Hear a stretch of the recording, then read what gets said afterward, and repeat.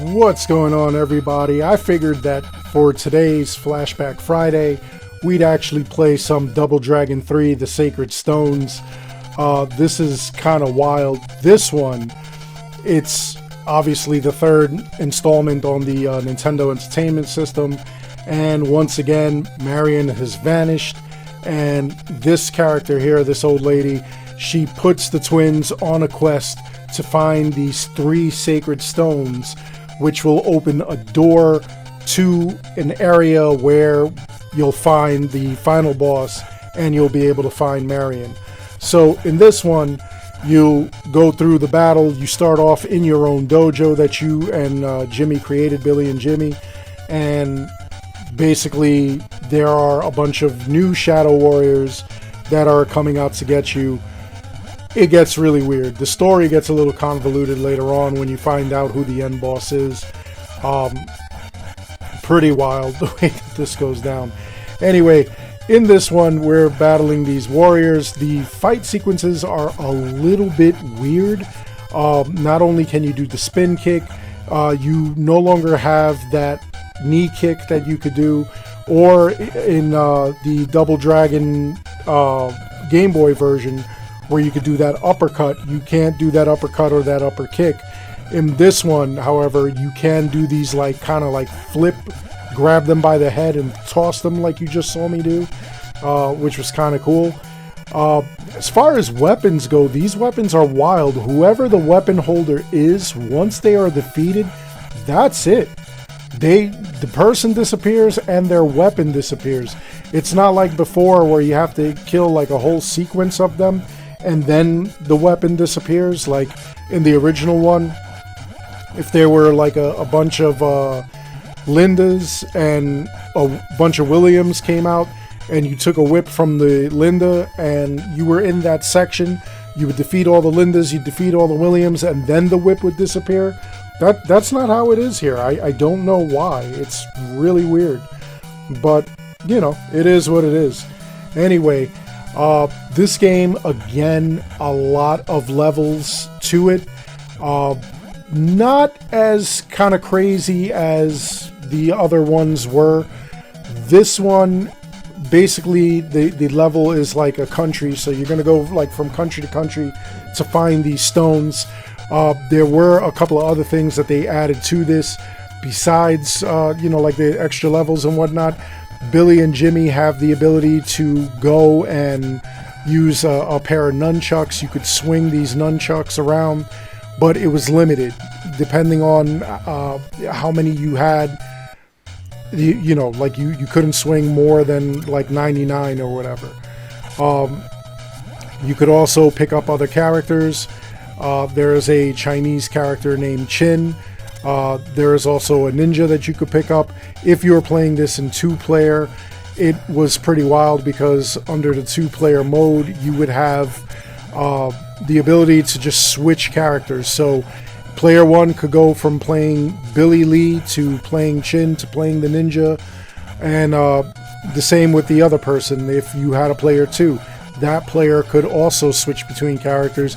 You could even switch if the player 2 was playing as Jimmy Lee initially and then picked the other character, Chin, then the player 1 could go from Billy to Jimmy had that person wanted to. So again, like I say, really weird concept, really wild the way that they did it. You could just keep switching around between them all. Chin has a claw that he could use in place of the nunchucks that Billy and Jimmy would use, and the ninja would have some throwing shuriken that ninja would use. Each person has their own special move. Chin has this flying snap kick. The ninja, his name escapes me, but he had a sort of dive with the sword. And then the twins, if you were playing 2-player mode, when you did that flying spin kick, that spin kick in place right there that I just did, if you had the 2 of them together and they were both doing it right next to each other, they would lock arms and do this mega kick. It would eradicate everybody. It was pretty wild. Another little tidbit that like I enjoyed in the game. So the levels you would go through, you would start off in the USA. That's where, you know, the quest takes place. It starts off. Then you go to China, which is where we're at now. In China, you would battle Qin. After that, you would go to Japan. In Japan, you battle the ninja and you take him on. And then you're told that you have all the stones, but for some reason you have to go and practice fighting in Italy, or not Italy, yeah, Italy for some reason, over by the Colosseum and stuff like that, which I thought was weird. And then the final stage takes place in Egypt. And that's where you find the final shadow boss. And that's where the story gets kind of like wonky, because they don't really explain why Marion was kidnapped and brought to Egypt. They don't really explain why, you know, like you fight the end boss that you fight, or why these guys are working for any of these bosses. The guys that are right there with the green pants, those guys are only available in this section. There are ninjas that are only available in Japan. And then when you get to Italy, there are these like gladiators that are only available there.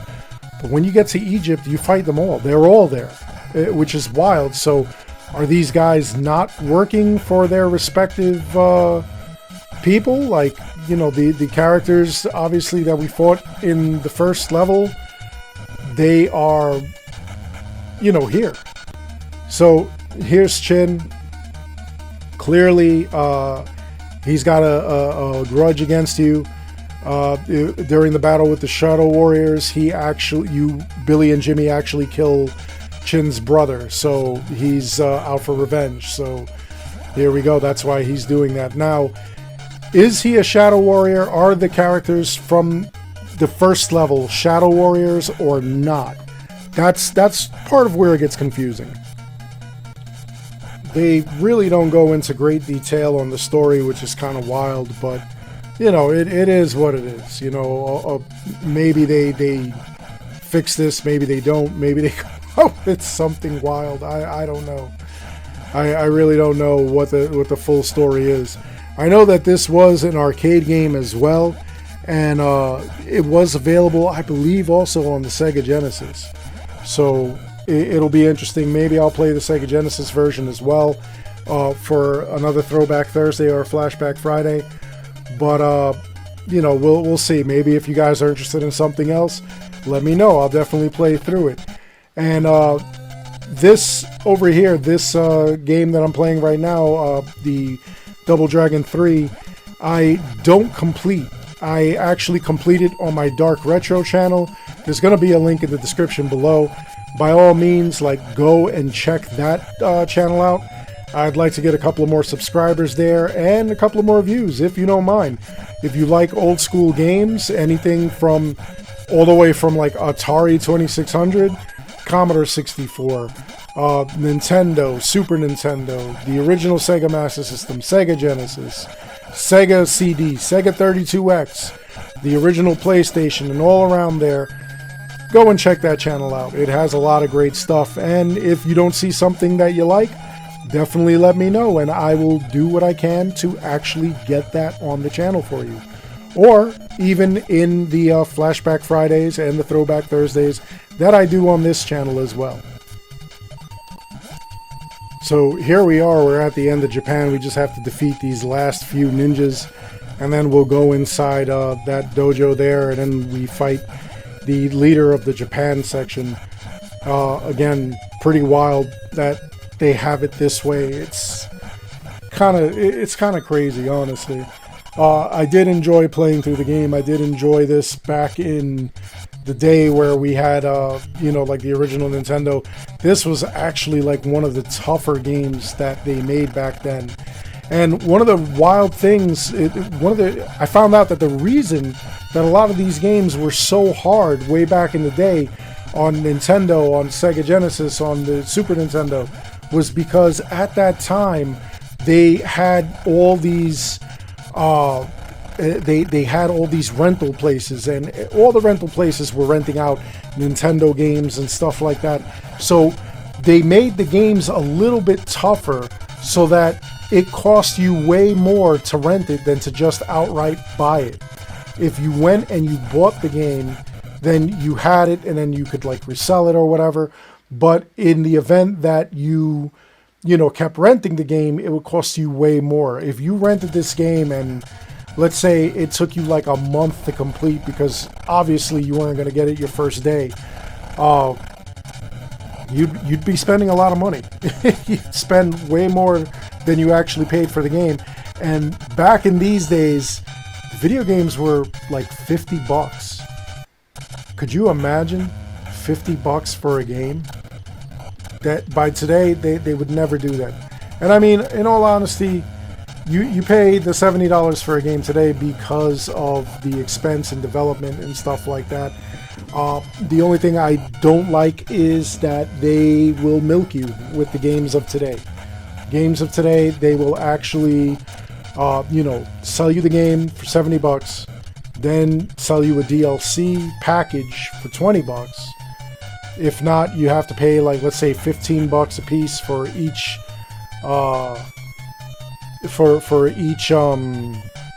DLC that comes out, ending up you paying $30, and then they sell you extras here and there. So if you want the game itself and the DLCs, you could pay up to $100, and then they do all the cosmetic skins and stuff like that, and that's it varies. It'll be anywhere from like a couple of bucks all the way to like $20, $30 for a package, $40 for an inspection pack.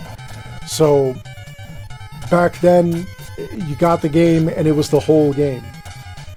The only reason that I like, like expansions and DLCs on current games is because you get like a little more. It expands on the story. If it does not expand on the story and it's just like some random nonsense, it makes no sense that they would sell it. But they do what they can to make money. So anyway, back to this story. Yeah, here we go. We found Ranzo now. He's part of our crew. Now I could change from any of them like I showed you. And it's kind of wild. So here we go. I'll put the ninja on. He has shuriken that he could throw. He also uses a sword normally. And if you don't use the shuriken, he has like kicks that he'll do. So I don't know why they decided to come to Italy to practice. Like, why do you need practice? You're a ninja master, a kung fu master, and 2 street brawlers. Like, why did you need to come to? And you've been doing this forever. Like, I don't understand why they did it. I guess they did it just as like filler. Which I could see. I mean, they wanted to like, give you like a little extra stuff to do instead of just going directly to the final boss. When they do Egypt, however, Egypt is beautiful. It's really wild. You have to be very careful because there are a bunch of jumps there that, like you could actually hurt yourself on. Man, they were a pain. But again, it still doesn't explain the characters, the bad guys that you're fighting here. I don't even know why they're fighting. I don't know if these are all members of the Shadow or what is going on. If Chin and Yanzo or Ranzo were if they were part of the Shadow group, if they weren't, if they were their own groups, and then when they leave, their guys become Shadow Warriors, I don't know. It would be cool to know. I don't know how the Game Boy version of Double Dragon 3 went down. It'll be interesting to take a look at that as well, but as far as I know, it's just, what do you call it? It's gonna be something different. Like the Game Boy version of Double Dragon 2 was way different, whereas in Double Dragon 2 The Revenge for the Nintendo, Marion is killed and you're out there to avenge her death.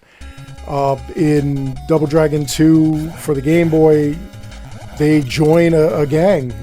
they join a gang called the Scorpions, and one of the leaders is killed, and Billy and Jimmy are blamed for it, and that's that whole adventure.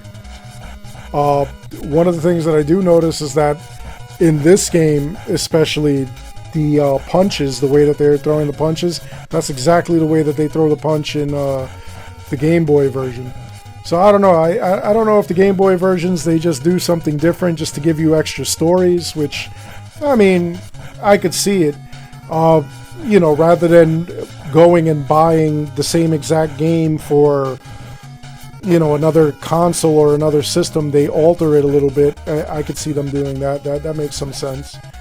It makes it a little bit easier. It makes it not just easier for them to like develop something different, but it also makes it easier for you to justify the purchase. Game Boy games, I believe back in the day, were around $30-$40, and it would make no sense. You know, you try to convince your mom, hey, I want Double Dragon 2 for the Game Boy. Well, you already have it for the Nintendo. Why do you need it for the Game Boy? You know? Still pretty wild. Anyway, we're going to defeat these guys, and then we're going to find another Arnold Schwarzenegger clone, more defined in this one than in Double Dragon 2, which I thought, again, was pretty funny that they had that character. But we'll take this guy's out. Hold on one second. What are they doing? There we go. I got stuck somehow. Take these guys out. The wild thing that they do a combination attack too. Like one guy will leap onto the other guy, and then the other guy will throw the first guy. They'll do like a flying kind of like jump kick. Here we go. Here's the Arnold guy. So we'll take this guy out. Big, massive looking Italian Arnold Schwarzenegger, I guess. Kind of wild. I really do like the background graphics. The backgrounds were always cool in these games. Especially for like 8-bit tech. Like this was really awesome. We'll see what happens with the end here. Obviously, like I said, the final stage is going to be Egypt. And again, in case you were wondering, I don't complete it here. I complete it in Dark Retro. Definitely go check Dark Retro out. The description, or the link, is in the description below. Anyway, that's all there is for this video. I hope you enjoyed it. Please make sure you like and subscribe to these channels. It helps them out an awful lot. Until next time, take care, be good, stay safe, take care of each other. I'll see you guys in the next one. More Flashback Fridays, more Throwback Thursdays.